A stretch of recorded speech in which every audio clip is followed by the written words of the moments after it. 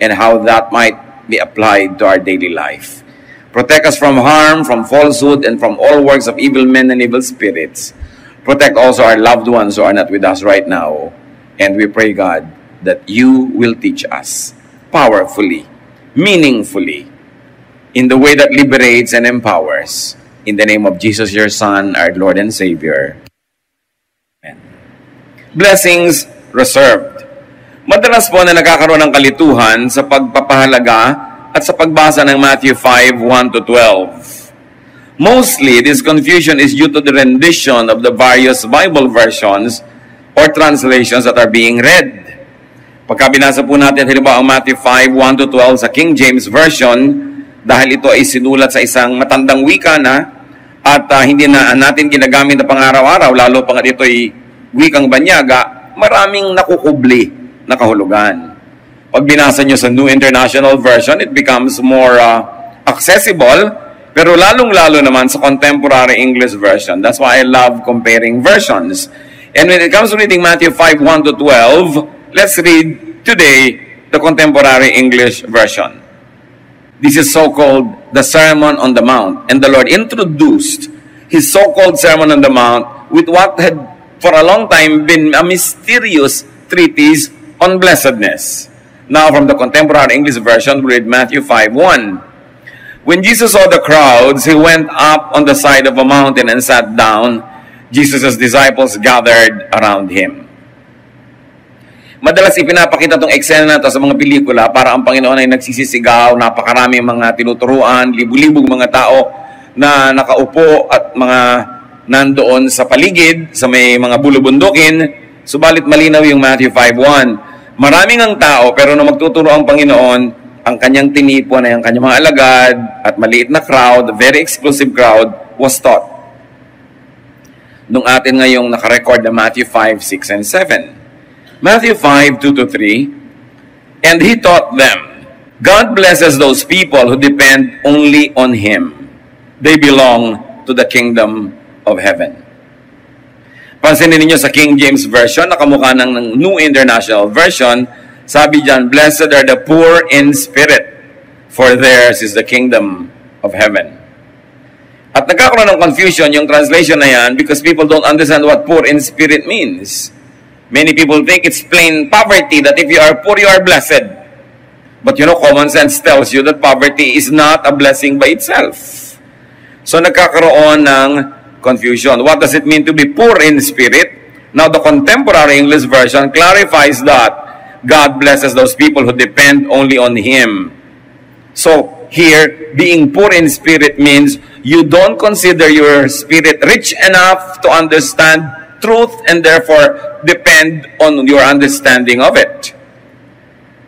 So, yung kabaligtaran ng poor in spirit, yung rich in spirit, sa tingin nila, alam na nila, marunong sila, kung ganon, yung kalooban at kagustuhan nila at karunungan nilang susundon nila sa pang-araw-araw na pamumuhay. At kinlarify ng Contemporary English Version, God blesses those people who depend only on him. So that is what it means to be poor in spirit. You consider your spirit, your wisdom, your knowledge poor. And you consider God's kingdom, God's wisdom, God's knowledge rich, and you depend on that, not on yours. So yun daw yung blessedness. Araw-araw, halos tayo natutuksong kumilos labag sa kalooban ng Diyos, pero kasi yun ang sinasabi ng ating common sense. Yun ang sinasabi ng ating urgent need. Yun ang sinasabi ng ating vested interest. Here, kita agad natin, blessedness is not listening to your version of what is true and what is effective and what is good, but on what the Bible or the Word of God says. So, kahit pa wala kang pera, kahit may sakit ka, kahit wala kang lover, kahit ka malungkot, yung sumusunod ka sa wisdom ng God in living your life instead of relying on your own worldly wisdom, you are blessed. Yun lang is a state of blessedness already. Para masabi natin, oo nga, wala nga akong love life, pero kasi naman yung naliligaw sa akin, may asawa na. So, di bali na, ang susundin ko yung wisdom ng Diyos, hindi yung kagustuhan ko, Hindi yung iniisip kong tama at mabuti para sa akin o sa nararamdaman ko. Therefore, you are blessed kahit ka walang kasama. Dapat ating maintindihan na yung blessedness is not always being cheerful or happy or bountiful with material blessings.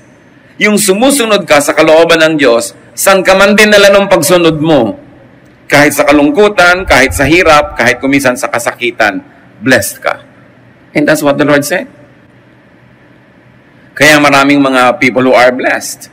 Kahit sa Catholic saints, yung mga listahan ng mga santo, may makikita kang blessed ganito, tapos yung rebulto niya may nakataga sa kanyang ulo. Nakakita na ba kayo nung poon na may nakataga na itak sa kanyang ulo na ganun? So, blessedness ba yan? Pero kasi ang tingin nila doon, well, kaya siya na-persecute, kaya nagkaganyan, sumusunod siya sa kalooban ng Diyos.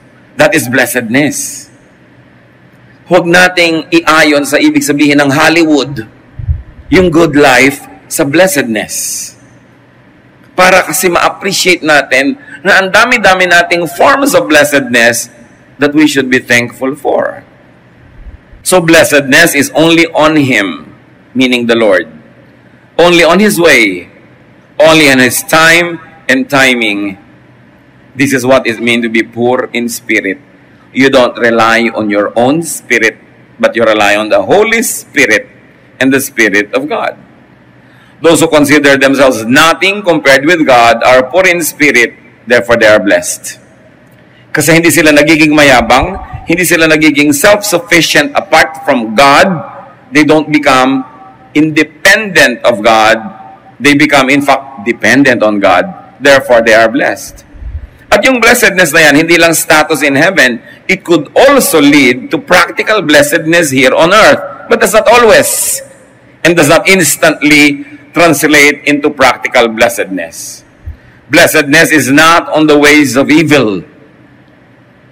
Pag nakikita mo merong corrupt, yumaman, minsan gusto mo na rin matempt, mainggit sa kanya, gayahin ang kanyang style, nandaya, nag-cheat, pumasa sa exam, ikaw, sinunod mo yung katuruan ng Diyos, hindi ka nandaraya, truthful ka, bumagsak ka sa exam, you are blessed.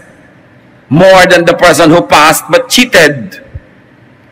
Pero kung hindi mo to re-reviewin, malulungkot ka. Sabi mo, ako na nga yung Christian, ako na nga yung godly, ako pa hindi pumasa. Pero yung hindi mo pagpasa led to probably a painful immediate consequence, but your status in heaven is that you are blessed. Siyempre, mas blessed ka kung pumasa ka, tas hindi ka pa nandaya. Pero kung hindi nangyari yon, dahil sa paggawa mo ng mabuti, tindera ka sa palengke, lahat ng mga kapwa mo tindera, iniiksi na ng kung ano-anong mga gamot yung mga karne nila na double dead. Tapos dumadami ang pera nila. Sabi mo, blessed sila, ako hindi. Ikaw honest. Blessed ka kahit marami silang uwing pera. That is what it means to be blessed. Sino nagsasabing blessed ka? Yung heaven. Hindi yung standards of the world. At dapat nating laging alalahanin that we don't live by the standards of the world.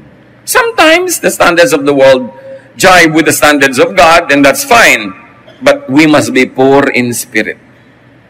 Meaning, our point of view is never better than the point of view of God.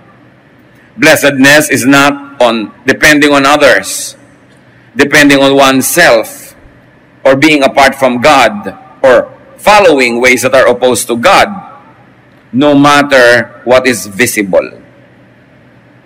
Sabi nga ng Bible, mapandaya ang mata. Sa tingin mo kuminsan, blessed siya. Pero yung pala hindi, sa tingin ng heaven, bulok siya.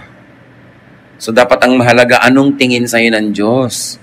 Hindi yung tingin sa'yo ng tao o tingin mo sa sarili mo. We've got to look at ourselves the way heaven looks at us. When you depend on God, you are blessed in heaven's eyes, no matter what is visible to you at the moment. Kaya napakahalaga na reviewin ang kahulugan ng blessedness. Those who depend only on Him truly belong to Him, as the Lord emphasized it. That belongingness to God is not only a legal status, it is a practical status all the time when you depend on God. To depend on God is to do things God's way, but also to know God's style. How can you depend when you do not know? Kaya para talaga laging maging matibay ang pagiging tayo ay sa Diyos, that we belong to God, it's important to always know the will of God. set it apart from the will of religious leaders, the will of organized religion, because they are not always the same. Dapat assignment mo yan, private duty, to know God's will. Proverbs 3:5-8, from the New International Version this time, trust in the Lord with all your heart, and lean not on your own understanding. In all your ways acknowledge Him, and He shall direct your paths. Do not be wise in your own eyes. Fear the Lord, and depart from evil. It will be health to your flesh, and strength to your bones. Kaya sabi, huwag kang magdudunong-dunungan. Whenever you disagree with God, obey God. Pero kung minsan naman, your disagreement with God comes from ignorance. Kasi akala mo, ganun kahigpit ang Diyos, hindi naman pala, kaya tuloy sinusuway mo. Pero ang totoo, hindi naman pala Diyos ang may sabi nun. Akala mo lang. Alam niyo mga Kristiyano, ang galing umimbento ng Hallmark greeting cards, truths. Kahit saan makikita mo yan, sa mga tweets, sa mga Facebook, kahit sa mga cards, sa mga bookmark, yung mga pinagsasasabi ng tao tungkol sa Diyos na opinion lang niya. Yung God is like this, God is like that. Sino may sabi nito? Anong verse ang may sabi niyan? Kasi marami tayong mga opinion lang tungkol sa Diyos. Well, it is a religious opinion. It is an opinion shaped by religiosity. You must always go back to Scripture and say, how biblical is this opinion of people about God? Lalo yung mga pa-cute, yung may mga drawing na bulaklak, mga sunrise, mga kung ano. Maraming mga sinasabi yan na hindi biblical.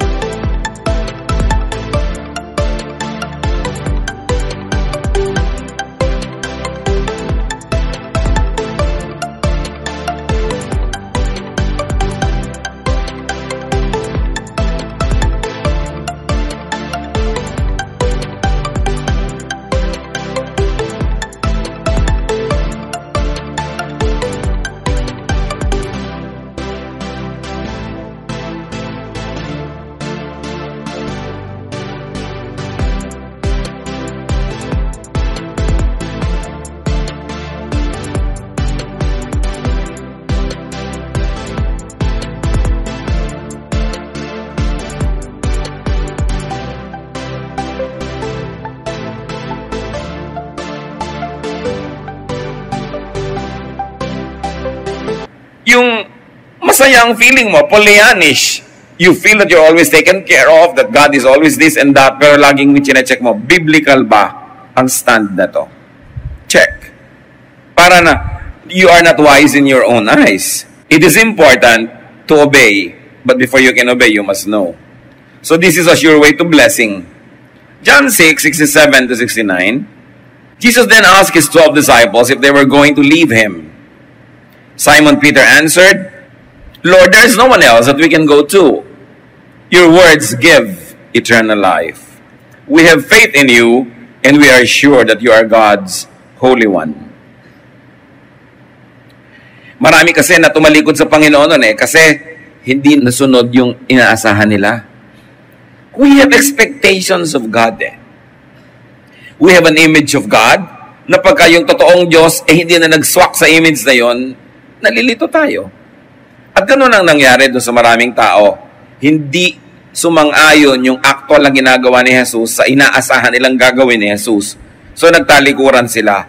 Kaya ang sabi nitong Panginoon sa mga disciples, o kayo din ba? Iiwan nyo rin ba ako? At sabi ni Peter at mga disciples, bakit po namin kayo iiwan? Kanino pa kami pupunta? Wala namang iba. Kahit sila man nalilito. Kahit sila man hindi laging sang-ayon. Kaya napakahalaga ng paniniwala. Kasi kung sumusunod ka lang dahil naiintindihan mo, knowledge na yan. Mahalaga rin sumusunod ka because of knowledge. But there are moments when you follow out of faith. Dahil nananalig ka, kahit pa nga salungat doon yung personal mo na opinion. Now, ano-ano yung mga blessednesses na yan?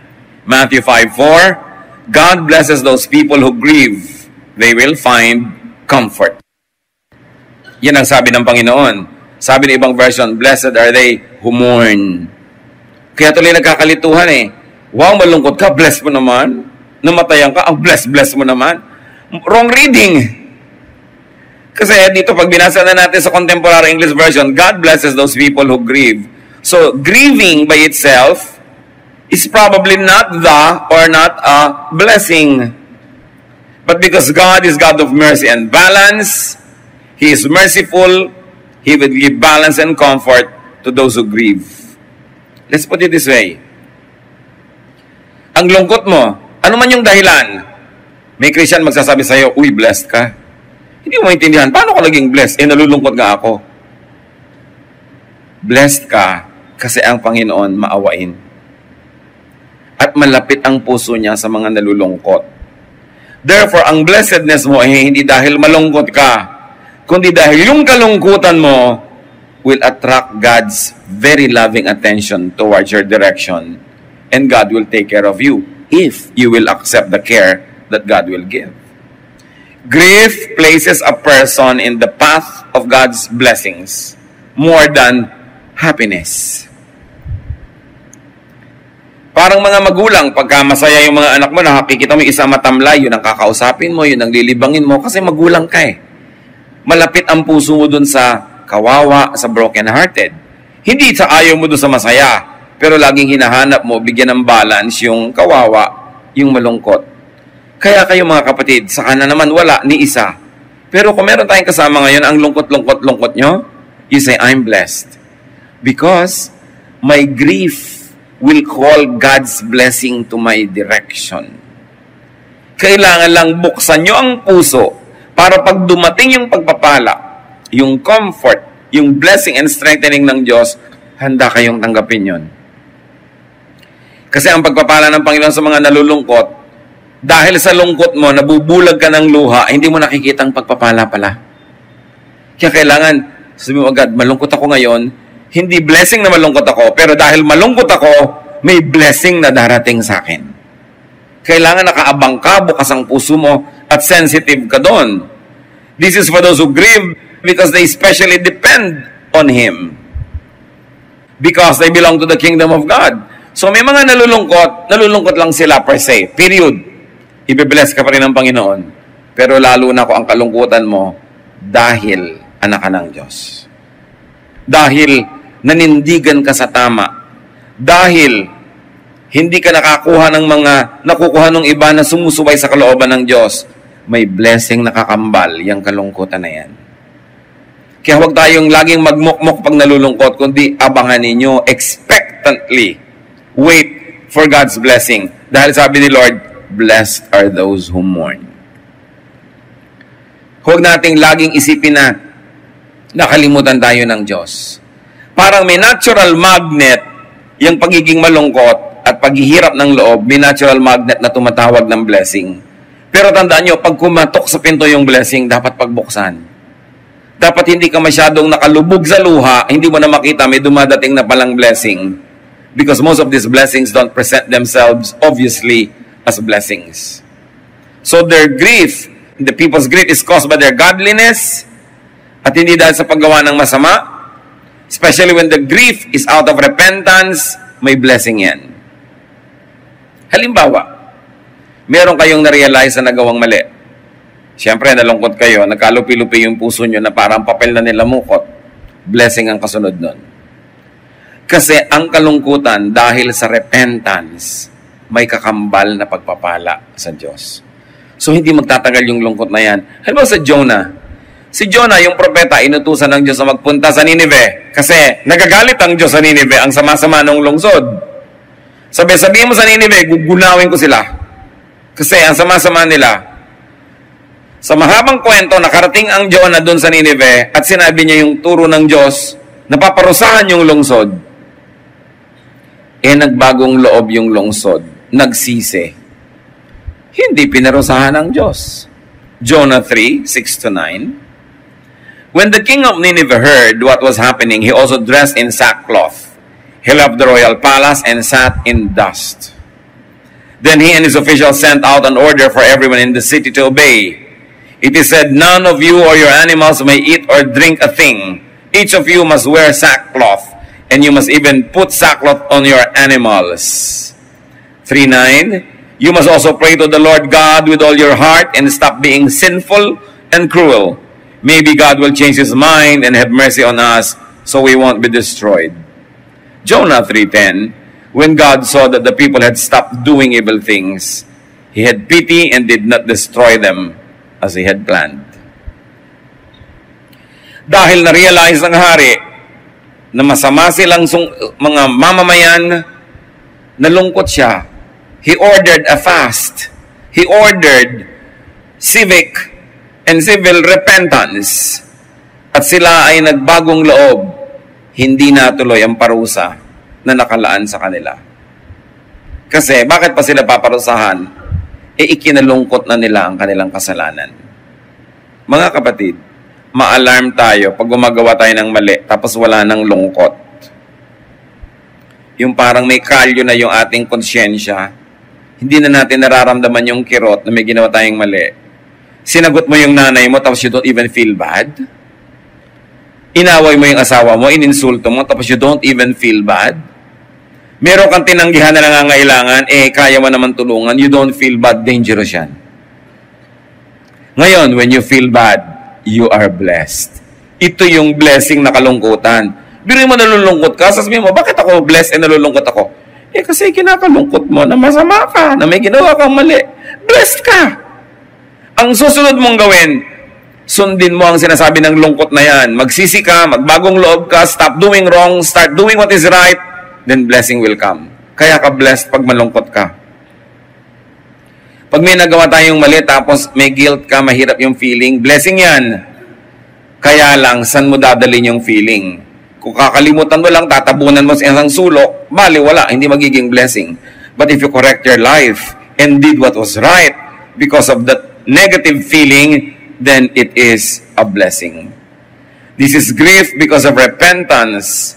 Therefore, it is a blessing. Napakahalaga din yung lungkot ng mga anak ng Diyos, lalo yung mga lingkod ng Diyos. Si Hannah, ang tagal-tagal niyang humihiling ng anak. Wala siyang anak.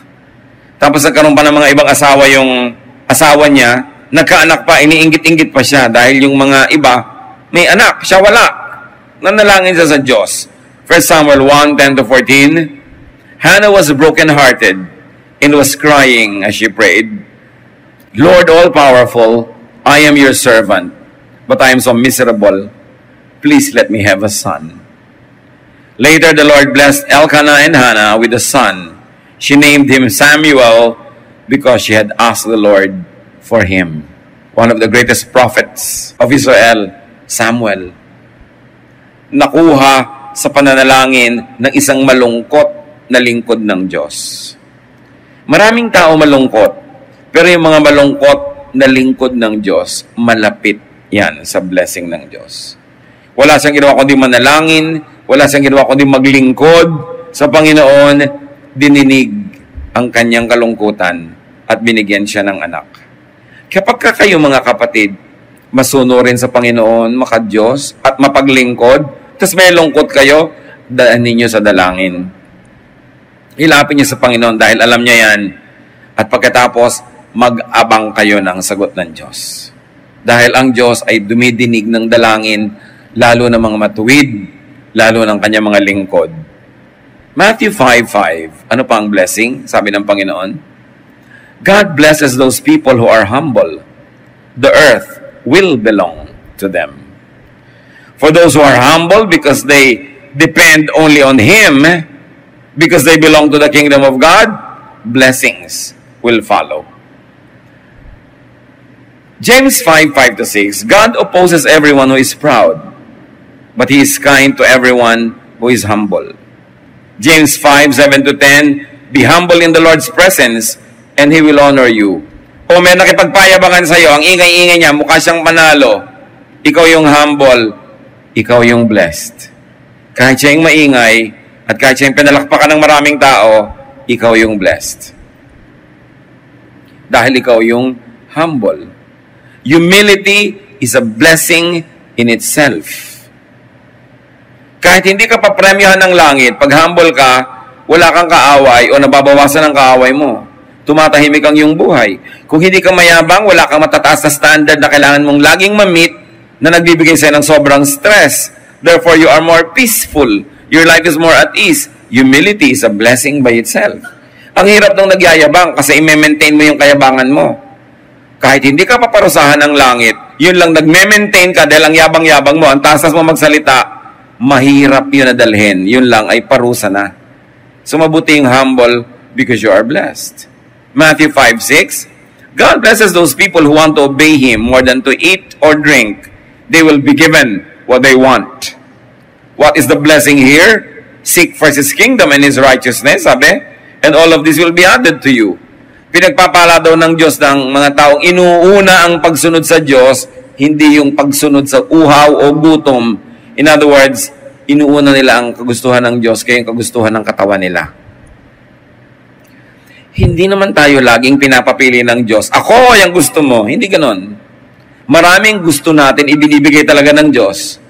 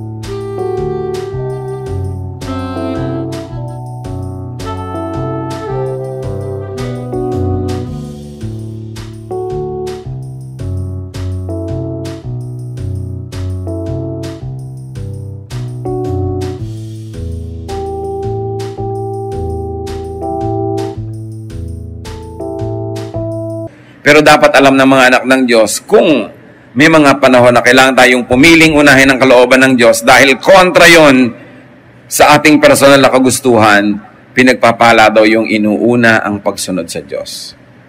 Kasi pag inalagaan mo na yung sarili mo, hindi ka naaalagaan ng Diyos. Lalo't ang pag-aalaga mo kontra sa kagustuhan niya para sa'yo.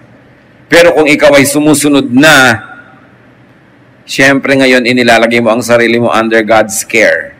Nagiging sakop ka ng Diyos pag sumusunod ka sa Kanya. At ang Diyos ay napakabuting Panginoon, napakabuting niyang Master, inaalagaan niya ang Kanyang mga sakop. Pero sa pag-aalaga mo sa sarili mo, you get out of God's shadow, you get out of God's care because you want to take care of yourself, edi ikaw na ang nag-declare ng independence from God. What blessing will you expect? Seek first His kingdom and His righteousness. Dapat nating inuuna yung kalooban ng Panginoon kasi yung gusto ng ating katawan, yung gusto ng ating mga hilig. Matthew 5:7, God blesses those people who are merciful. They will be treated with mercy. May verbs yan eh. Those who choose to be humble, those who choose to be merciful. Hindi siya yung you are merciful because it is your quality, but you do what is the merciful thing to do. Hindi yung karakter mo na humble ka. Konting tao lang yung ang karakter nila talagang humble. What can you do if you're not really humble? Blessed ka when you choose to do the humble thing. Iba yung natural ka ng humble, iba yung nilalabanan mo, yung yabang mo at nagpapaka-humble ka, yun yung nabe-bless. Konti lang naman sa atin talaga yung naturally humble eh. Tsaka yung naturally merciful, people are naturally selfish. Pero pagka dinedeny mo yung sarili mo, hindi ako magiging selfish, I'll be merciful, magiging maawain ako, yun ang may blessing. Yung may conscious effort ka to be merciful because you know that naturally you are not merciful. Kaya patuloy na paglaban sa likas na hindi mabuti para gawin ko ano yung mabuti. Matthew 5:8, God blesses those people whose hearts are pure. They will see Him. Now, purity here doesn't mean sinlessness dahil pagka ganun, di wala nang pure. Dahil lahat naman ng tao nagkukulang, kinakapos. But purity here is freedom from selfish bias. Freedom from selfish agenda. Yung frame ng mundo na pagtingin mo sa mundo from your selfish point of view, dapat tinatanggal natin yan. freedom from corruption of ignorance because you are liberated by truth. Nagiging pure ka, purified by truth, purified by knowledge, and purified by consciousness that we should not be selfish. Ang ginagawa ng tao, mga kapatid, kadalasan selfish. Pag sinasabi mo, anong bang iniisip ko? Ba't ganito yung ginagawa ko? Teka, selfish act ito. I'm going to do what is right. We are purifying our hearts and we are purifying our ways. Bakit natin nire-review itong mga blessednesses na to? Kasi ang dami-dami sa atin blessed and we don't appreciate it. Ang napagtutuan na natin ng pansin, yung wala, hindi natin napapansin na blessed pala ako just by being merciful. Hindi ko na kailangan na ma-recognize ako ng mga tao because God says I'm blessed. Therefore, it is a blessing in terms of status, and it could also lead to practical blessings in terms of rewards. Matthew 5:9, God blesses those people who make peace. They will be called His children. Hindi sinabing God blesses peaceful people. Bihira lang naman yung people who are naturally inclined to be peaceful. But those who make peace. You know, you make peace. There's a verb, there's an action, there's an intention, and a clear step that is taken to make peace. So, ganoon, you will be called His children. Meron kang kaaway na kapatid, are you making peace? Kasi if you are not making peace, you are indirectly making or continuing war because you are not making peace. And the blessedness is not in believing in peace, but in making it. Yung pupunta ka, makikipagkasundo ka, makikipag-ayos, you make peace. Proverbs 12:20, deceit is in the hearts of those who plot evil, but those who promote peace have joy. At isa yan sa mga premyo ng mahilig gumawa ng kapayapaan, merong kagalakan sa puso. Kasi siyempre, we are made in God's image. If you make war, and even if you win, may grief ka rin eh. Yung nanalo ka sa sigawan, ang totoo kung makikinig ka sa konsyensya mo, may lungkot ka rin. Yung may nasaktan ka na kalooban, ikaw yung winner, ikaw yung may power, because you are made in God's image, meron ka ring pagdaramdam na nakasakit ka ng kapwa. Kaya dapat pinapakinggan natin yung pagdaramdam na yun. Yun yung godly sorrow. Hindi natin dapat ini-ignore. Therefore, godly sorrow should spur you to do something positive to make peace. It's normal to quarrel because that's the way of the world. But godly people are not just normal. We are above normal. We make peace. And then that peace-making gives us joy. Matthew 5:10, God blesses those people who are treated badly for doing right. They belong to the kingdom of heaven. Ito, ibang-iba na naman ang pananaw ng Panginoon dito. Sabi, blessed ka pag masama ang naging trato sa'yo dahil tama ang ginagawa mo. Yung iba, ba't ko pa ba nagawa yung tama? Hindi ako na-premyuhan. Next time, hindi na ako gagawa ng tama kung ganito lang ng ganito. Diba? Nagsisisipat gumawa ng tama. Ang sabi ng Panginoong Jesus, blessed ka. Kasi ang ginawa mo, tama. Kahit wala kang premyo, hindi ka kinilala, nahirapan ka pa nga, pero blessed ka. At kung paano mo tatanggapin, kapatid, na blessedness yun ang assignment mo. Kung paano ka lalapit sa Panginoon at ipaunawa sa iyo ng Espiritu ng Diyos na yes, blessedness yan. Kahit ang naging bunga sa iyo, discomfort. Sometimes dishonor. Sometimes poverty.